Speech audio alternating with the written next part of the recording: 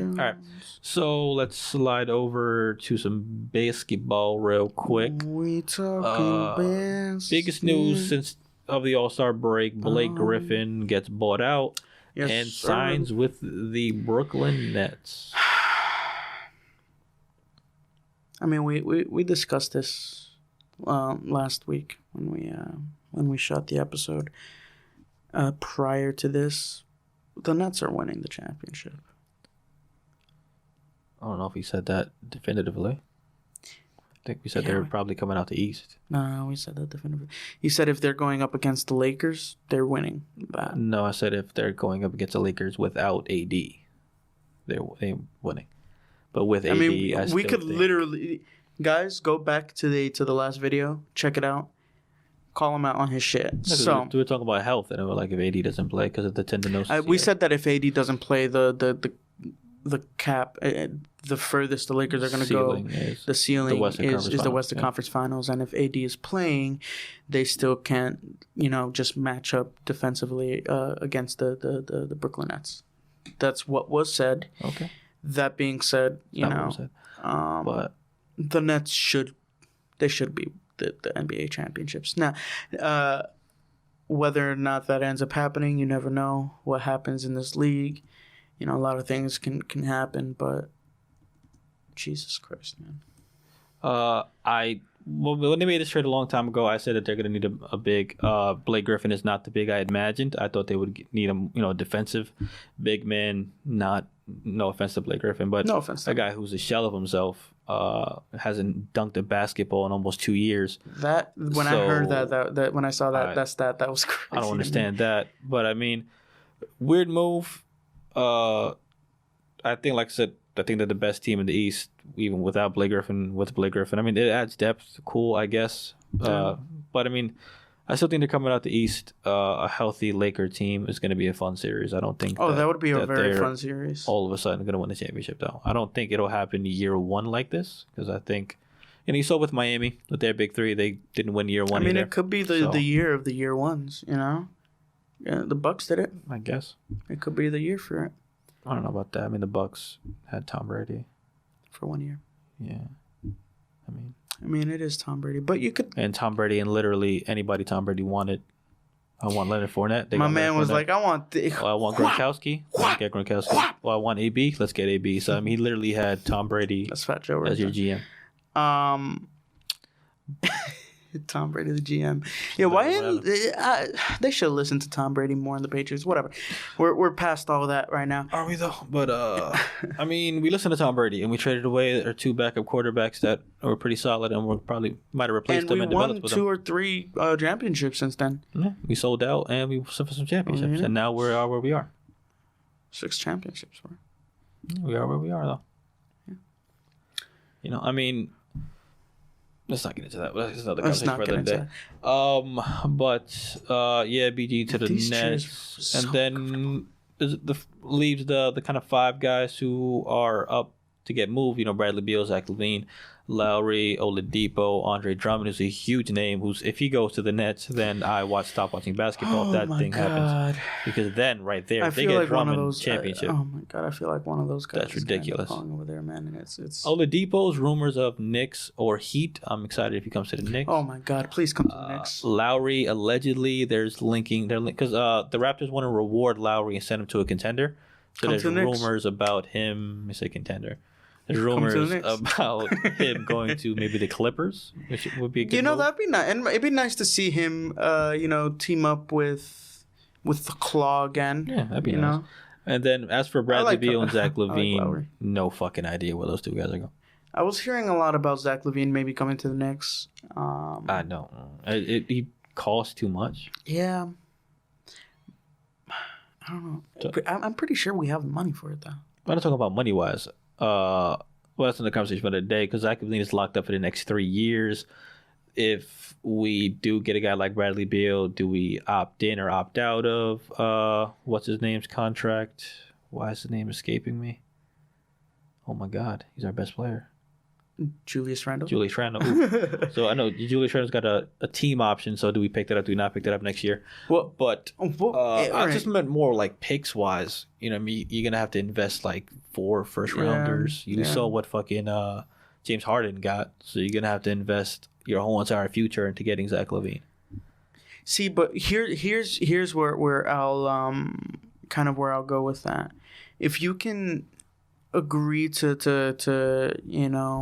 bring Julius Randle back, and you add someone, a big name like Bradley Beal or Zach LaVine or something like that, you have all these young players that are playing really good,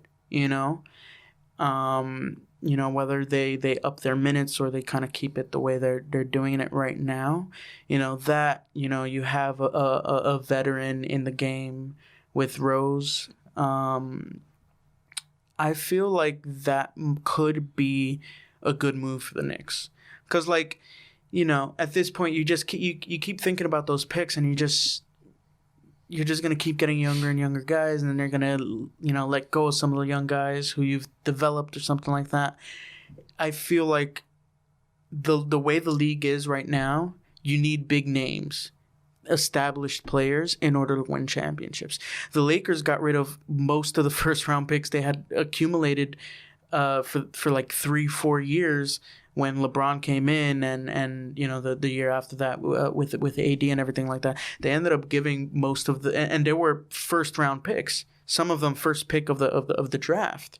So I feel like, as valuable as draft picks can be sometimes, in the way the league is right now, they're not as valuable as they used to be. You say AD, but all those first rounders that the Lakers drafted they had to get AD. I understand that, so but at the same time, let's say AD was available earlier, right? And this is just putting an example. You could have been like, all right, I'll give you the next 4 first round picks that we get. Kind of the same thing. So I feel like, if the Knicks can get a big name player like that, giving up, depending on the player, giving up first round draft picks for the next couple of years, isn't going to be as detrimental as you would think it would be. It would be detrimental because, as you saw what happened with when we got Carmelo Anthony, we were only relevant for 1 year. So you go get a Zach LaVine, and maybe you don't win, and now you're middle of the pack. Because you see that Bulls team. That Bulls team is kind of stacked. You got Kobe White. You got, I forgot the white guy's name.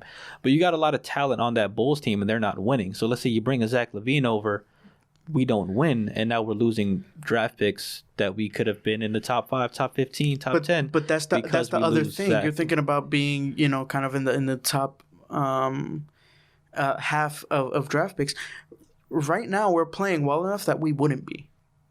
We're playing well enough that we'll be in that 15 range. We'll be in the 15 range, but there's still half of a season to go. I know. I'm not talking about this year. I'm talking about long term. If you're getting with 4 or 5 draft picks, it's not like with the Nets. The Nets have arguably 3 top 10 players in the league right now. Yeah. So they can give away those draft picks because you're going to be good for the next. Yeah, they're going to be good for the next 5 years. So who gives a fuck about draft picks for them? They're not going to be good for the next 5 years because I think in like 2 years most of their contracts are up. So they're not going to be able to keep all of those. They're going to come back, especially if they're winning. Come on, you got 3 guys that have been paid. They're going to come back. Now here is the what I'll say in regards to that. While I think that going out and getting a big name is essential for the future of the Knicks, this Knicks team right now, it's almost impossible to be able to be like that'll. You have to go right now. The way things are set up, the teams are going to have to go through Brooklyn. Every team in the East is going to have to go through Brooklyn for at least the next 2-3 years, 100%. Which is why I guess. Thinking about it like that, it might make sense what you're saying, because no matter what person comes to the Knicks right now, unless it was a fucking, unless LeBron himself comes to the Knicks right now, I still don't think the Knicks would be good enough to be able to beat that Brooklyn team. Yeah. So, come, playoff time. So okay.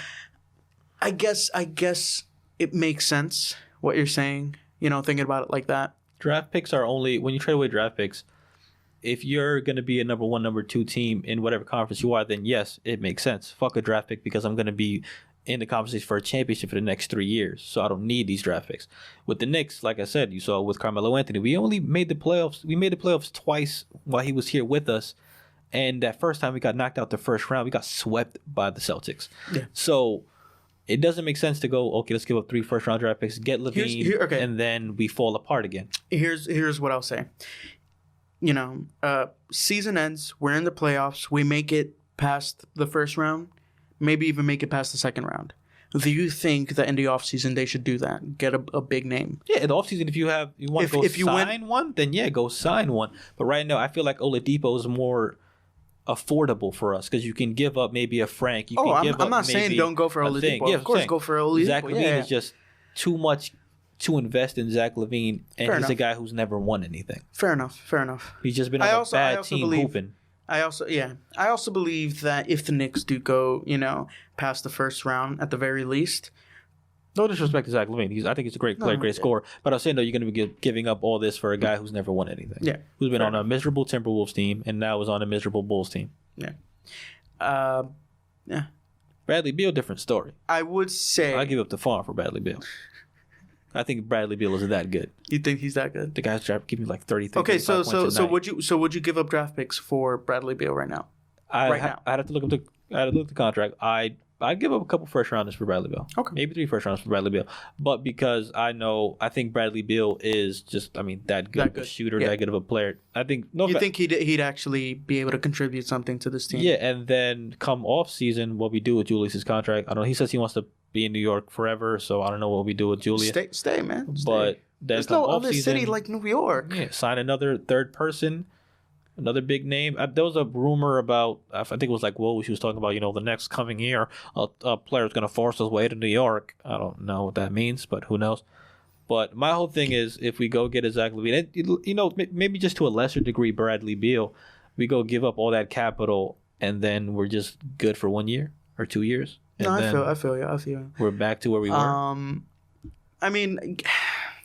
I feel like the offseason, I feel like how the Knicks end this year is going to be very important in terms of free agents wanting to come to the Knicks. I feel like people are now starting to see that the Knicks, kind of the culture is changing a little bit. It's, we're winning, and we're winning with, people who aren't big names in the market. Just overall, like obviously Julius Randle is having a breakout year, his first All-Star year. Congrats to you, man. Please stay with the Knicks. But prior to that, nobody was talking about any of the players in the Knicks like that. Outside of New York, I'm saying. Yeah. Obviously in New York, we hype everybody up. Obi-Wan, my guy, he went to the dunk. He did his thing at the dunk contest. He did his thing. A fucking snooze fest. That was one of the worst dunk contests ever. Like we could have had Ja Morant and Zion Wilson, and we got Obi Toppin, Anthony Simmons. That was our dunk contest. But did you see his sneakers though? His sneakers was popping though.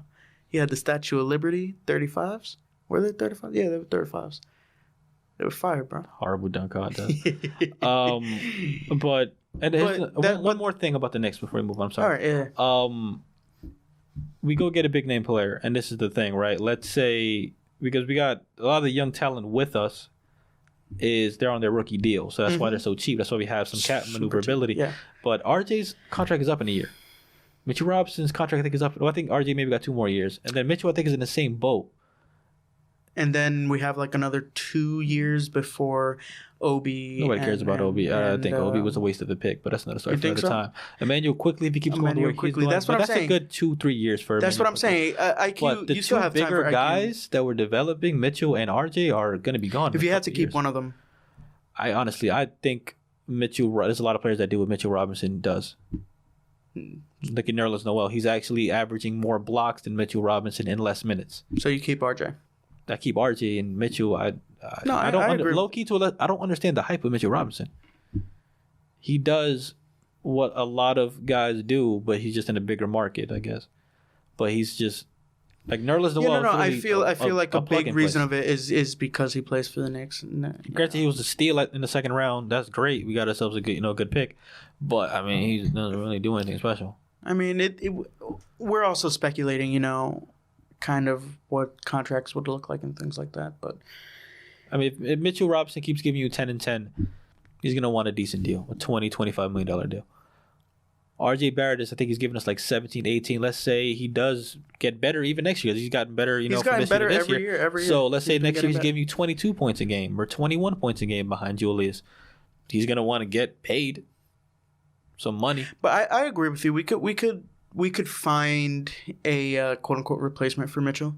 Yeah. I feel like if you can keep Julius Randle, right, and you keep RJ. And you are able to bring in another big market name, whoever it may be, whether it's a Bradley Beal or something like that, then I feel like that right there makes the Knicks like a legitimate contender. Like right now, they're in the playoffs, they're a contender. Go Knicks, but I don't see them getting far into the playoffs just because you have to look. Looking at the rest of the East. Mm-hmm. You're gonna need the top three. Yeah, the top three teams in the East. You need that little. You need a little more. I don't know about the top three, just the top one right now. You got so. I mean, Knicks versus Bucks. If we get a Levine or a Bradley Beal with the team, then it would just be the top one. We're better than the Bucks, I feel, and I think we're better than. Are we better than the 76ers? Okay, we are playing the Sixers. We have shooting and size. Yeah. So size will keep Giannis out the paint. And what are the Bucks without Giannis if he's getting slowed down a little bit? Oh, yeah, no. I agree with that. So I feel like even right now, if they were going to go to a series, I feel like it would be a very competitive season. And I personally feel like the Knicks could win that. Now, if they had that extra player, like you said, we definitely win that. So regardless of what happens in terms of this trade deadline or what happens in the offseason or anything like that, the Nets are just the biggest obstacle for any team coming out of the East. Definitely. Especially the Knicks. So that makes it a little harder to kind of swallow that pill and say I'll give up a couple of first round draft picks for such a big name. So I agree with you on that. Drummond goes to the Nets, I quit NBA. Because that's fucking ridiculous. Bro, that's a fucking... Oh, my God. That's a fantasy... Well, I mean, the Nets right now are a fantasy team right now, man. But you put Drummond there, oh, my God. With Blake Griffin or Jeff Green at power forward, that's not fair. And then next year, they get Spencer Dinwiddie back. That's not fair. I do like that the East is becoming more interesting. Interesting? It's not interesting at all. It's the Nets. I mean, yeah, but I mean, you can make an argument that the 76ers are still the best team in the East right now. By like a game or if that, I don't even remember. But that's going to be gone in the next coming days. Oh, yeah. And they're doing all this once again without KD. Once KD comes back. But anyways, let's get off basketball. Well, let's just really quick. Let's just burn through this real quick. Who's your lock pick for MVP? MVP right now. So your midseason MVP, who you got? Midseason MVP, I would put probably Joel Embiid. I feel like Joel Embiid. Okay. MVP for just like year, like making just throwing it out there. They're not gonna give it to LeBron, even if LeBron just like fucking balls out. I mean, if he carries that team without if he carries AD, that team, I mean, if he carries that team without AD, he should get it. But I still feel like they won't give it to him. I'd love to see the MVP go to someone like Luka. They're climbing their way back in to contention after that horrible start that they had. So you know what? I'm gonna go out on a limb and I'm gonna say my boy Luka. Okay. I mean, I think the MVP probably go the way it's going. I think it does probably go to Embiid. Yeah. I think Jokic is a huge candidate. Jokic is the man's like 25, 10, and like 8 assists a game. Like or 12 rebounds and like 8 assists a game. The man is playing ridiculous basketball. dark horse pick, which I think this will, a million years will never happen. But Julius Randle, I think, has a strong case for what he's doing with the Knicks. Completely putting he has a strong case for it, but I just don't. Yeah, it'll never happen. But I'm saying though, like happen. If you're talking about the meaning of the word MVP, you take Julius Randle off that team. We're a lottery team. We're a lottery team. Yeah, yeah. And then, that's if you're taking the word for its literal meaning. And in the past, they've done that. Like you saw, Steve Nash won back-to-back. He was literally the MVP of that Phoenix Suns team because you take Nash off that Suns team. Yeah. Amari Stoudemire's not carrying them to the playoffs by himself. That's not happening at all. I mean, we'll see what ends up happening. I mean, if somehow Julius Randle starts, somehow pulling out even more than what he has been, you could make the case that it could happen. It's not though. But real quick before we move on. Just a question for you: are people sleeping on Utah? Like and nobody's talking about Utah. Yes, I think they are talking about Utah. Are they? I think you're taking that draft thing a little too serious. So that's what you're. No, I'm not even talking about that. I'm just talking just in general. They're the number one team in the league for a reason. Because we talked about it last week that if it should be Utah Lakers, at the end of it all in the Western Conference. AD back on the Lakers. Who's winning that? I'd give it to the Lakers with AD on the Lakers. With AD?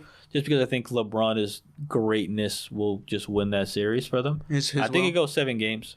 But I think the Lakers do win. Without AD, I think they get eliminated by the Utah Jazz. All right. And I just wanted to ask that question because this is all who knows what happens with moves with the Clippers. If they get a piece, if they go out and get a Lowry, then that makes things a little more interesting. If the Clippers get a Lowry, then that's right now that does make things interesting. It's between two people. To be fair, the West's the top 3, 4 teams in the West, they're all pretty close to each other in terms of like win loss. Yeah. Utah just has a couple more wins, less losses. Yeah, I don't think they've hit double-digit losses yet. I don't think. But just real quick, just get this out real quick. Who's your pick for D-Boy?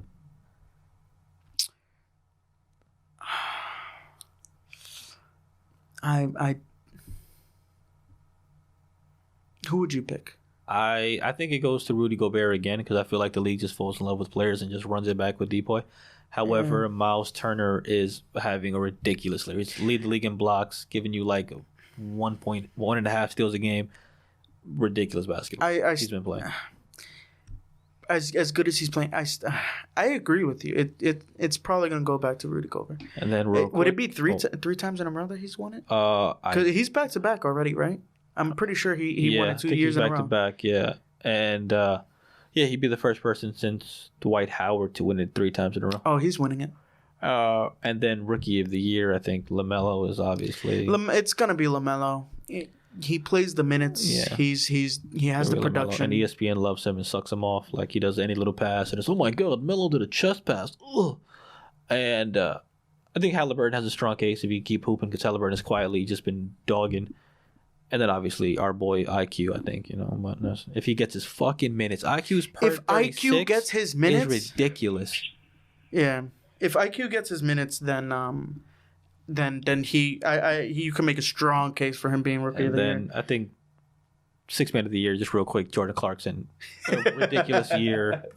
The man's averaging like 20 plus points off the bench. That's a lock. He's getting that award on the best team in the West. Jordan Clarkson.